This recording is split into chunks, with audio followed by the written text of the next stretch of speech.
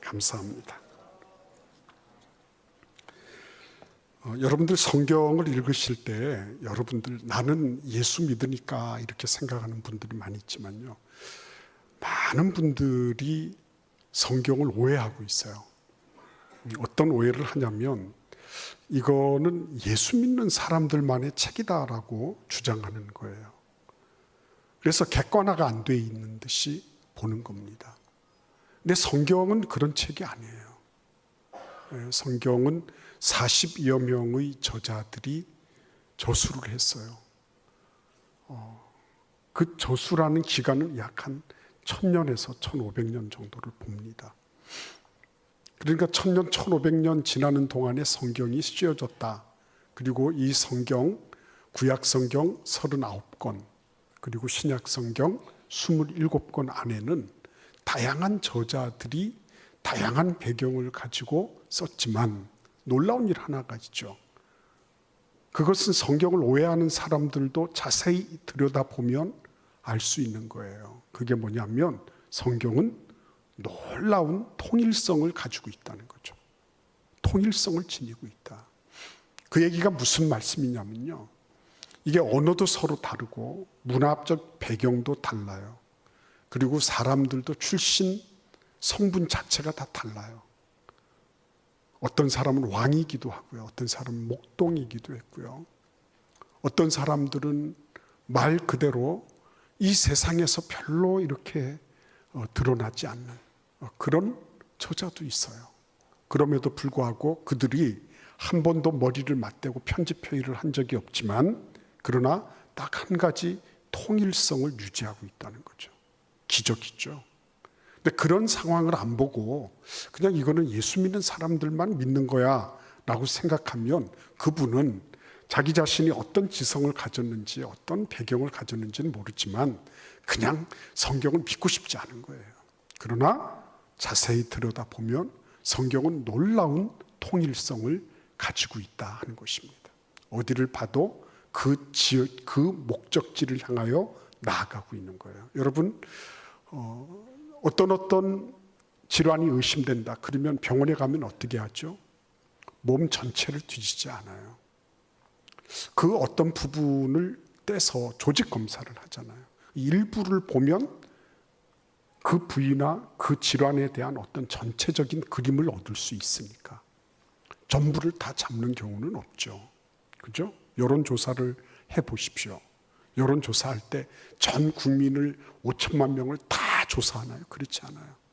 1000명 남짓하게 조사해요. 그러나 그게 100% 완벽하지는 않지만 거의 비슷하게 나온다는 거죠. 전체를 보지 않아도 한 부분을 보면 전체를 가늠할 수 있다 하는 거예요. 성경도 마찬가지예요. 성경도 통일성이 있기 때문에 전체를 다 공부해야지 뭔가를 알 수 있습니다. 물론 전체를 공부하는 것은 참 좋은 일이고 감사한 일이에요.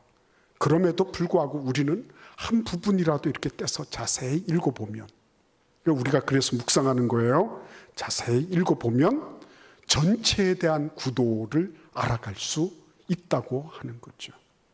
나는 전부를 다 모르니까 몰라 라고 생각한다면 그거는 성경의 통일성에 반하는 그런 생각들이에요. 성경은 통일되어 있습니다. 그래서 구약 성경은 어디로 통일이 되고 있죠? 예수 그리스도를 향하여 통일되고 있어요. 구약 성경은 향하는 책이에요. 그러면 신약 성경은요, 예수 그리스도로부터 나와서 세상을 구원하는 책이에요. 예수께로 나아가고 예수 그리스도로부터 나오고 하는 것에서 성경은 놀라운 통일성을 지니고 있는 책이라는 거죠. 그래서 여러분들께서 백과사전 학파라고 하는 그런 학파를 알고 계실 거예요. 거기에 볼테르라고 하는 사람이 아무리 봐도 자기는 성경을 인정할 수 없어서 그래서 성경을 다 몰살하기로 하고 성경 말살 정책을 입안하고 그거를 주창을 했어요. 근데 놀랍게도 볼테르의 집이 성경 공예의 사무실이 되고 성경 공예, 성경을 이렇게 저장하고 그리고 성경을 갖다 놓는 그런 서고가 됐어요. 그러니까 아무리 성경을 어떻게 하려고 해도 성경은 그렇게 되지 않는 책이, 왜냐하면 성경은 진리이기 때문에 그렇습니다. 여러분들과 제가 믿는 성경은 진리예요. 온 세상이 뒤집어지고 하늘이 무너지고 모든 것들이 다 어떻게 된다 할지라도 성경은 진리이기 때문에 그 외피는, 물리적인 것들은 어떻게 될 수 있어요. 그럼에도 불구하고 진리는 여전히 존재하고 있는 것입니다. 그래서 이 진리를 믿는 기쁨과 감사와 자긍심과 자부심이 있는 사람들이 그리스도인들이에요. 나는 세상이 다 뒤집혀도 이 진리의 말씀을 믿는다. 나는 이 진리가 진실하기 때문에 이 진실한 그대로 될 것을 나는 확신한다. 그거를 알고 그거를 믿고 그렇게 사는 사람들이 그리스도인들인 것입니다. 오늘 성경 말씀에 보시면 에브라임 지파 사람들이 나오고 있어요. 에브라임은 요셉의 둘째 아들 차자였습니다. 어마어마한 복을 받아 누린 사람이 있죠. 그럼에도 불구하고 그의 모습을 이렇게 보면 별로 그렇게 축복을 받았는지 안 받았는지 잘 모를 정도로 그렇게 암울하게 시작되고 있는 모습을 보는 겁니다. 특별히 오늘 본문 말씀에 21절 말씀을 보시면 그의 아들 사밧, 그의 아들 수델라, 그가 또 에셀과 엘르앗을 낳았으나 하고 뭐라고 얘기하죠? 그들이 가드 원주민에게 죽임을 당하였으니 라고 말하고 있습니다. 아들 둘이가 죽어 나갔어요. 가드 원주민. 가드 사람들은 골리앗 출신의 거대한 거인들이 있는 그런 곳이에요. 그 가드를 가서 짐승을 빼앗으려고 했지만 그게 그만 실패로 돌아가고 목숨까지도 잃게 되었어요. 자, 이러면 어떤 거죠? 에브라임은 아버지 야곱을 통해서 요셉이 복을 받았어요. 그 복을 받았다는 걸 누구나 다 알고 있어요, 에브라임 사람들은. 그럼에도 불구하고 복을 받았는지 안 받았는지, 왜 이렇게 참 가슴 아픈 비극이 벌어졌는지 이해가 안 되는 거예요. 여러분 거기 보십시오. 22절에 보시면 뭐라고 말씀하십니까? 같이 읽어볼까요? 그의 아버지 에브라임이 여러 날 슬퍼함으로 그의 형제가 가서 위로하였더라 그랬습니다. 그의 형제가 가서 위로했어요. 예. 뭐 그럴 수 있잖아요, 그죠? 비극이 일어났습니다. 그리고 그 비극에 대해서 너무 슬퍼하니까 주변에 있던 형제들이 가서 그를 위로했어요. 뭐 그럴 수 있어요, 그죠? 자, 그런데 그 다음입니다. 23절도 함께 읽겠습니다. 그리고 에브라임이 그의 아내와 동침함에 임신하여 아들을 낳으니 그 집이 재앙을 받았으므로 그의 이름을 브리아라 하였더라. 결코 헤어나오지 못하고 있네요, 그죠? 자기 아들의 이름을 재앙이다라고 지었어요. 재앙이다. 애를 부를 때마다 야 재앙아 이리 와봐. 그죠? 여러분 그게 말이 됩니까? 강아지 이름이라도 그 재앙이라고 이름 붙이는 그런 사람이 어디 있습니까? 그죠? 저는 강아지 이름도 너무 재밌게 짓는 걸 봤어요. 초콜릿 이리 와봐 뭐 이러고, 야 요거트 이리 와 그러고요. 뿅뿅이 이리 와 뭐 그러고, 우리 집에는 뭐 별아 뭐 이러고, 굉장히 괜찮아요. 별아 이렇게 하고, 뭉치야 그러고. 그렇지만 여러분 재앙아 이렇게 부른다고 하는 건 그 문제가 있는 거잖아요. 그러니까 그 집안의 서름, 그 집안의 아픔은 아기를 낳고 새로운 전기가 이루어질 것 같지만 아직 해소되고 있지 않은 거예요. 우리도 그렇지 않습니까?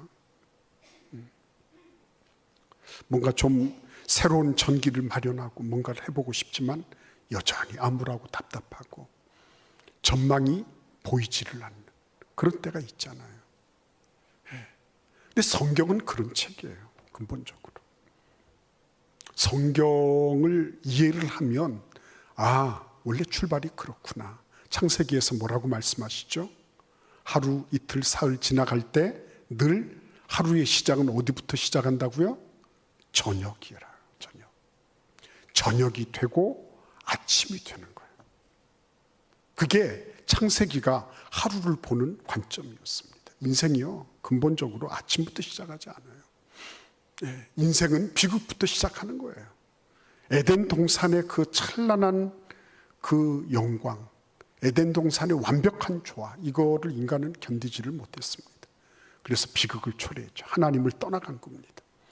그러면서 형이 아우를 죽이는 동족 상쟁이 벌어졌어요. 그러니까 여러분, 이런 모든 과정들을 보면 성경은 처음부터 너희들에게 막 대단한 무엇이 있다 막 이렇게 막 비춰주지 않아요. 너희들에게 어마어마한 희망이 있다 막 이렇게 하지 않아요. 성경은 우리의 암울한 현실로부터 시작하는 거예요. 그래서 성경은 현실적인 책이에요.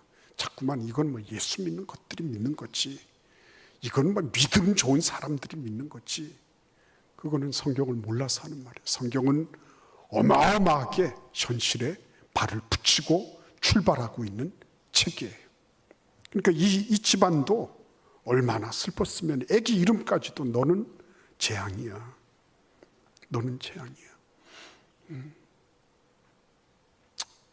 우리는 결코 이 재앙에서 벗어나지 못할 것 같아 하는 그런 느낌이 딱 들어오는 그런 이름이 아닐 수가 없는 것입니다. 근데 하나님은 그냥 너희들이 그렇게 어둡고 암울하게 시작했으니까 너 그렇게 살다가 가, 이렇게 하지 않았어요. 그래서 성경인 거예요. 그래서 성경 읽다가 자살하려고 하던 사람도 마음을 고쳐먹고 거꾸로 자살을 바꾸어서 살자로 그렇게 나가는 거예요.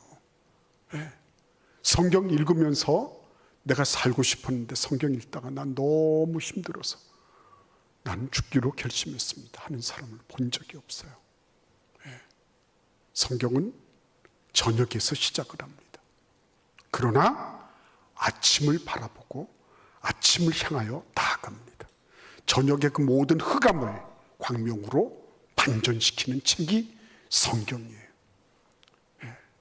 그래서 여러분, 오늘 이 성경에 반전되는 상황들을 보자고 하는 거죠. 이게 한 부분이에요. 에브라임이라고 하는 지파의 한 부분을 보는 겁니다. 그 한 부분이 저 창세기하고도 맞닿아 있고요. 우리들의 삶의 어떤 한 부분하고도 다 맞닿아 있는 거예요. 그런데 여러분 한번 보십시오. 여기 22절을 같이 읽겠습니다. 23절을 읽겠습니다. 그리고 에브라임이 그의 아내와 동침함에 임신하여 아들을 낳으니 그 집이 재앙을 받았으므로 그의 이름을 브리아라 하였더라 했어요. 24절도 읽겠습니다. 에브라임의 딸은 세라이니 그가 아래 윗성 벳호론과 우센 세라를 건설하였더라 그랬습니다. 여러분, 이거 놀라운 일 아니에요. 그때 당시에 딸들이 어떤 위치였을까요? 지금과 같은 그런 모습이었을까요? 아니에요. 딸들은 근본적으로 일단 미안한 말이지만 사람 축에 끼지를 못했어요. 숫자를 셀 때 딸들은 다 제외됐어요. 가축 수는 세는 한이 있더라도 여자는 세지 않았어요. 그래서 여자들은 법적 증거 능력이 없었습니다. 상속권도 없었어요. 재산에 뭘 발을 들여놓을 수 있는 건덕지가 없었어요. 아기 낳는 기계였습니다. 그런데 하나님은 이 여인을 주목하여 보셨어요. 그러니까 여러분, 이런 장면들을 보면 깜짝 놀라는 거죠. 하나님이 사람을 쓰실 때 어두움을 광명으로 반전시키실 때 누군가를 쓰시는데, 하나님은 그 사람이 어떤 배경을 지녔느냐, 그 사람이 남자냐 여자냐, 자유인이냐 노예냐, 안 그러면 귀족이냐 평민이냐, 이런 거를 따지지 않으셨어요. 하나님이 쓰시는 사람, 그렇죠? 하나님이 반전을 일으키실 때 쓰시는 사람, 누군가 하는 것입니다. 앤드류 윌킨슨이라는 사람이 있었어요. 이 사람은 참 아버지가 사업을 하다가 부도를 맞아서 완전히 길거리에 나앉았던 그런 가난한 청년이었습니다. 그래서 어떤 커피숍에 들어가서 바리스타로 일을 하고 있는데 매일마다 와서 두 사람이 컴퓨터를 놓고 열심히 차 한잔 시켜놓고 커피 하나 시켜놓고 계속 얘기를 하는 거예요. 그 하루도 아니고 이틀도 아니고 계속 그러다 보니 친해졌어요. 그래서 그 사람에게 가서 뭐라고 있습니까? 그랬더니 그분들이 자세하게 우리는 컴퓨터 그래픽을 연구하고 이거를 상용화하는 작업을 하고 있습니다. 그러더래요.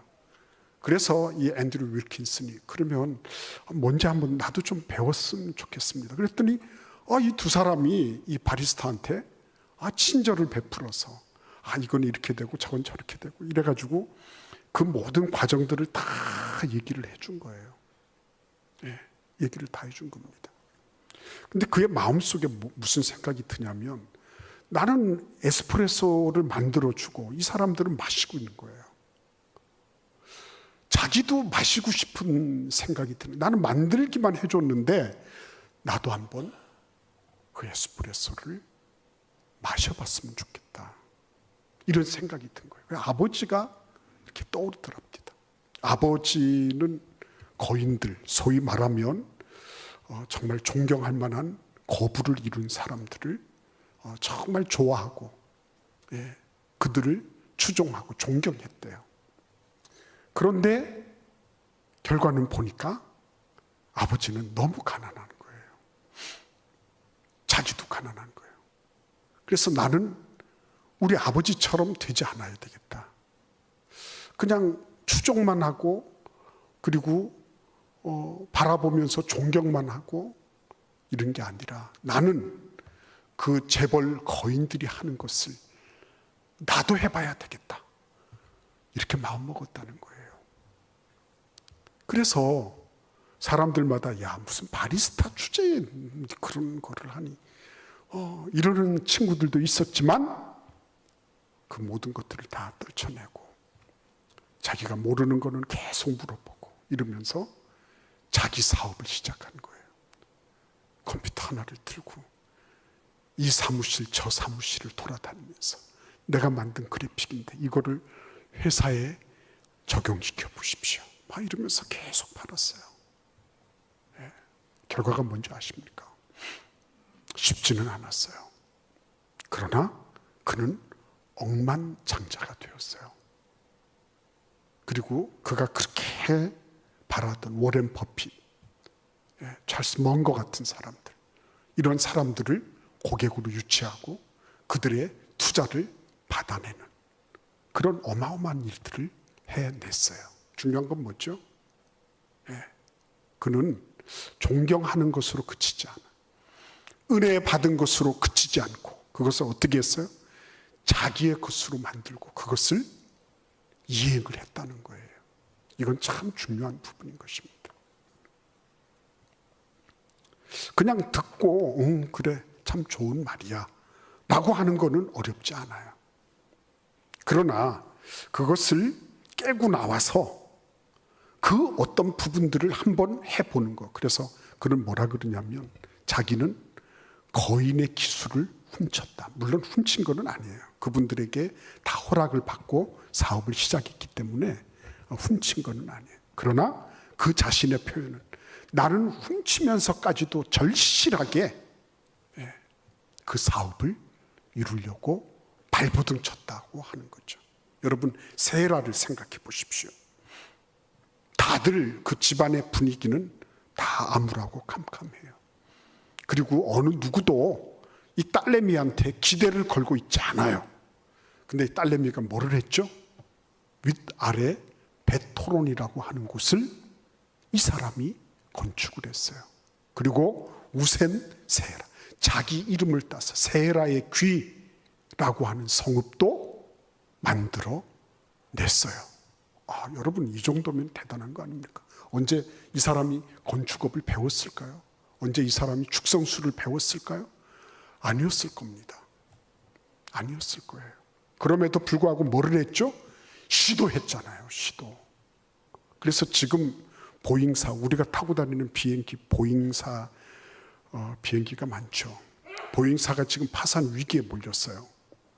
근데 어떤 사람이 보잉사가 왜 그렇게 됐냐 하고 질문을 받으니까 이렇게 대답을 했어요. 스페이스X, 일론 머스크가 지금 띄우려고 하는 그 우주선 있잖아요. 그거는 실패를 거듭하면서 띄워졌다. 근데 보잉사는 지난 5년 동안 완벽한 제품을 만들려고 하다가 끝내는 파산 위기에 몰렸다. 막 감언하고요, 막 잘라내고요, 정신없습니다. 완벽하게 하려고 하니까 되지를 않는 거예요. 그런데 일론 머스크는 일단은 해보는 거예요. 일단은. 여러분, 세라가 처음부터 윗호론, 윗배토론, 아랫배토론, 그리고 우센 세라를 처음부터 완벽한 설계를 가지고 모든 일들을 차근차근하게 하나도 빠짐없이 다 해서 이렇게 됐을까요? 천만의 말씀입니다. 많은 시행착오를 거쳤을 거예요. 근데 이 세라가 했던 게 뭡니까? 그래서 또 성경 전체하고 연결되는 거예요. 하나님은 사람을 일으키실 때 혼자만 쓰지 않으세요. 뭘 하시죠? 예수님을 보세요. 예수님이 하신 게 뭐였죠? 제자를 부르셔서 제자 공동체를 만드신 거예요. 제자 공동체를 만들었다는 건 뭡니까? 시스템을 만드신 거예요. 시스템을. 세라가 그 성들을 축성할 때에 그때 자기 혼자 막 돌을 갖다가 놓고 했을까요? 그렇지 않아요. 그는 틀림없이 이런 부분에는 이런 사람, 저런 부분에는 저런 사람, 그런 사람들을 조직해서 시스템을 만들었을 거예요. 교회도 마찬가지잖아요. 뭘 하려고 하면 조직이 필요하잖아요. 그래서 재직회도 만들고 남녀 선교회도 만들고 이런저런 위원회도 만들고 다 그렇게 해서 나아가고 있잖아요. 그런 시스템을 잘 만드는 거, 이거는 너무너무 중요한 부분이죠. 혼자 살려고 하지 않았어요. 그러니까 비록 여기에 세라가 뭐 무슨 십장을 누구를 두고 뭐 우두머리는 누구를 세우고 이런 소리는 하지 않았지만, 그럼에도 불구하고 그는 이 성을 만들기 위해서 여러 가지 시스템을 조직하고 그것을 이끌어 나가는 리더십을 발휘했다는 거죠. 그러니까 여러분, 우리가 묵상을 한번 하려고 해도 시스템을 만드는 거죠. 하나님 앞에, 하나님, 내가 이 묵상을 하려고 하는데 어떤 시스템을 만들어야 되겠습니까? 내가 제일 조용한 시간, 남에게 방해받지 않는 시간, 휴대폰도 다 꺼놓고 하나님하고만 내가 교제할 수 있는 그런 시간, 집중할 수 있는 시간이 뭘까요? 그래서 그런 시간이 됐을 때는 딱 차단하고, 그리고는 그런 시스템을 딱 만들어 놓고 들어가는 것하고 되는 대로 하는 것하고는 천양지 차이가 있는 거죠. 그렇죠? 천양지 차이가 있는 것입니다. 그래서 어떤 분이 이런 얘기를 하더라고요. 사람에게 일을 딱 시켜보면 알바만큼 하는 사람도 있고 그 회사의 임원만큼 하는 사람도 있대요. 알바만큼 하는 사람들은 어떤 사람들이냐? 그런 사람들은 이게 여러 번 해보면 안 되는 거 알고 있어. 근데 매뉴얼이 그렇게 돼 있어요. 그러니까 매뉴얼대로 그런 문제, 동일한 문제가 터졌으면 거기에 대해서 창의적인 어떤 것들을 내려고 하는 게 아니라 나 매뉴얼대로 했는데 안 되는데요. 그리고 이렇게 안 되는데요. 책임감 없는 거죠. 사람들 일 시켜보면 알잖아요. 그 사람이. 그렇죠? 안 되는데요. 그 알바 수준의 일을 하고 있는 사람이죠. 그런데 그 사람이 임원 수준의 일을 하고 있다 하면 뭘 의미하는 거죠? 책임을 감수하려고 하는 게 있는 거죠. 책임을 감수하려고. 안 되는데요 라고 책임으로부터 물러나는 게 아니라, 이게 매뉴얼대로 해서 안 되는 거 우리 다 알고 있는데 이렇게 한번 해보겠습니다. 그리고 그걸 위해서 발버둥 치고 노력하는 거거든요. 세라가 이 성을 건축할 때 누가 도와줬겠어요? 야, 여자가 무슨 그런 걸 하냐? 네가 뭐 돌을 나를 힘이 있냐? 네가 뭐 언제 한번 그걸 한번 해본 경험이 있냐? 너 그런 거 해가지고 안 돼. 여자가 무슨 그런 소리. 근데 그런 소리를 들으면서도 어떻게 하는 거예요? 힘을 내서 시스템을 가동시키고 그리고 최선의 노력을 경주하는 거죠. 하다가 보면 실패할 때도 있었을 거예요. 우르르 무너지기도 하고 했을 것 아니겠습니까? 왜 무너졌는지 또 생각해보고 또 시도해보고 이러면서 아래 윗성 베토론이 건설이 되고 우선 세라가 건축이 되는 거죠. 다른 것입니다. 한두 번 해보고 안 되는데요. 그 소리 하려고 하면 우리는 왜 7번 넘어져도 8번 다시 일어날 줄 아는 그런 끊임없이 시도하고 하나님께서 나에게 주신 모든 힘을 다해서 또 시도하고 또 시도하고 하는 그런 끈질긴 시도와 노력, 그런 말씀들을 우리가 어떻게 받을 수 있겠어요? 예수님은 12분의 1만큼 실패하신 분이에요. 12명의 제자 가운데 한 명은 배신 때리고 도망쳤어요. 사실은 12분의 12가 전부 다 도망쳤어요. 근데 예수님은 절대로 굴복하지 않으셨어요. 너희들 다 도망쳤으니까 이걸로 끝났구나, 이렇게 하지 않으셨어요. 저녁이 됐지만 반드시 아침이 온다. 반드시 진리가 있다. 이 확신과 믿음, 그렇죠? 그것을 우리가 가지기를 원하셨던 거예요. 그래서 여러분, 오늘 이 말씀에 보시면 드디어 누가 나옵니까? 우리 같이 한번 27절을 읽어보겠습니다. 27절 같이 읽겠습니다. 그의 아들은 눈이요 그의 아들은 여호수아더라. 여러분, 이 여호수아가 어떤 사람이죠? 모세도 가보지 못했던 가나안을 정복했던 장군이었어요. 이 암울하고 답답하고 재앙을 같이 재앙의 그늘 아래 있던 이 집안이 어떻게 다시 일어서게 됐어요? 이 딸내미 하나가 그래도 한번 해볼래요. 그리고 일어난 거거든요. 여러 번 시행착오를 거쳤겠지만 그래도 해냈거든요. 그 장면들을 쭉 봤잖아요. 그 장면들을. 세라 다음에 바로 여호수아가 일어난 게 아닙니다. 여러 세대가 지나고 나서 여호수아가 등장하게 된 거죠. 여러분, 우리가 진리를 따라 내가 살아간다. 그게 바로 열매가 맺히면 누가 진리를 따라 못 살겠어요? 다 살아요. 그러나 진리를 내가 살다가 끊어진 것처럼 보일 때도 있어요. 절대로 낙심하면 안 돼요. 내가 뿌린 씨는 언젠가는 하나님이 반드시 열매 맺게 해주시는 거예요. 세라가 뿌렸는데 언제 열매를 맺었어요? 눈의 아들 여호수아 때 열매를 맺었어요. 이 열매는 어떤 열매였죠? 베토로는 어떤 곳입니까? 여러분들이 잘 아시다시피 아모리 족속이 공격해 왔을 때 여호수아가 이제 그것을 격퇴시키고 그리고 그들을 진멸해야 되는데, 근데 아직까지 해와 달이 이제 점점 떨어지고 있는 거예요. 그래서 하나님, 이 해와 달을 계속 붙잡아 주세요. 10도 뒤로 물러가게 해주세요. 그래가지고 끝내는 다 진멸을 했단 말이에요. 승리를 한 그곳이 하필이면 베토론이었어요. 내가 믿음으로 심은 거 지금 당장에 안 나타난다고 없는 게 아니에요. 내가 시도했어요. 믿음으로 시도하고 최선을 다했어요. 그리고 세라는 그리고 하나님 품으로 안겼겠죠. 근데 그 이후에 그 몇 대를 지나고 나서, 그리고 나서 여호수아 때 드디어는 베토론에서 승종곡과 울리고 하나님이 영광을 받으시는 그런 일들이 일어났죠. 여러분, 하나님 앞에 한번 생각해 보셔야 돼요. 예수님이 십자가에 달리실 때 누가 있었나요? 아무도 없었습니다. 아무도 없었어요. 심지어는 제자들마저도 다 도망치고 3번이나 부활하신 예수님이 당신의 몸을 보이셨지만 다 거부당했어요. 그럼에도 불구하고 예수님은 끈질기게 그들을 붙잡으셨습니다. 여러분, 우리가 아무리 도망가려고 해도요, 절대 도망갈 수가 없습니다.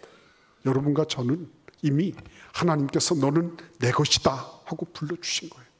그래서 예수님께서 우리를 딱 부르셨기 때문에 우리는 어떤 영역에서든지 어떤 상황 속에서든지 우리가 진리로 씨를 뿌려놓으면 하나님은 때가 되면 거두시는 분이신 것입니다. 두려워할 필요가 없는 거예요. 내가 지금 한 게 보람이 있니 없니, 뭐 사람이 알아주니 못 알아주니, 이거 아직까지 성경을 이해하지 못해서 그러신 거예요. 하나님 앞에 멀리 보고 크게 보고, 그리고 내가 지금 부분적으로 하고 있지만 이게 전체하고 연결되어 있구나, 이거 하는 거 필요한 거예요. 이 세라가 이렇게 자기 이름이 거론될 줄 누가 알았겠습니까? 전체 영원과 소통되는 거예요. 우리가 진리의 한 행위를 하는 것은 영원성을 지니는 거예요. 그래서 절대로 낙심하거나 좌절할 필요가 없는 거예요. 주님 말씀 따라 묵묵하게 행하는 거, 씨를 뿌려놓은 거. 때가 되니 그곳에서 승종고가 울리고, 때가 되니 그곳에서 그 후손들이 일어나서 생각하지도 못했던, 모세도 하지 못했던 어마어마한 일을 해냈구나, 이렇게 되는 거죠. 하나님께서 우리 모두에게 이런 은혜 주시기를 바랍니다. 여러분 어떻게 하시겠어요? 그냥 은혜 받았습니다가 아니라, 하나님 나도 한번 나에게 주어진 거 한번 해보겠습니다. 나도 그냥 말로만 듣는 게 아니라, 머리만 끄덕이는 게 아니라 내 손과 발로 내 존재 전체를 가지고 한번 시도해 보겠습니다. 그것이 크든지 작든지 관계없어요. 진리 안에 있는 것은 얼마든지 가능한 거예요. 주님 앞에 이 시간 우리 다 함께 기도하면서 결단하는 시간을 갖도록 하겠습니다. 하나님, 나를 도와주셔서 내가 그냥 듣기만 하고 끝나지 않게 하시고, 내가 오늘 반드시 이루어야 할 답답한 일들, 암흑과 같은 캄캄한 일들, 그럼에도 불구하고 광명을 향하여 나아가는, 우리 주 예수 그리스도를 의지하고 나아가는, 그래서 내가 뭔가를 시도할 수 있도록 하나님 도와주시옵소서. 이 시간 잠시 동안 하나님 앞에 결단하며 기도하시겠습니다. 아버지 하나님,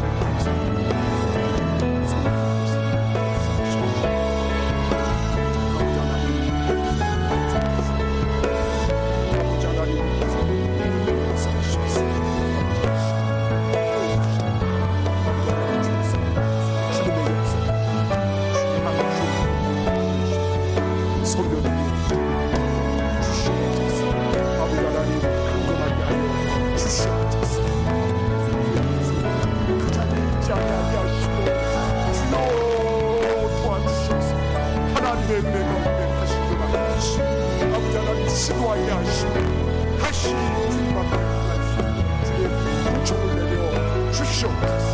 아버지께서 기도하실 줄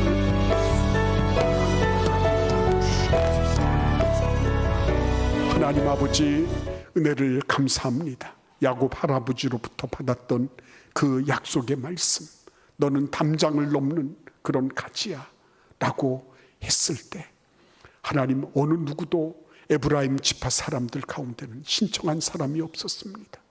그런데 이 세라는 그 약속을 의지했습니다.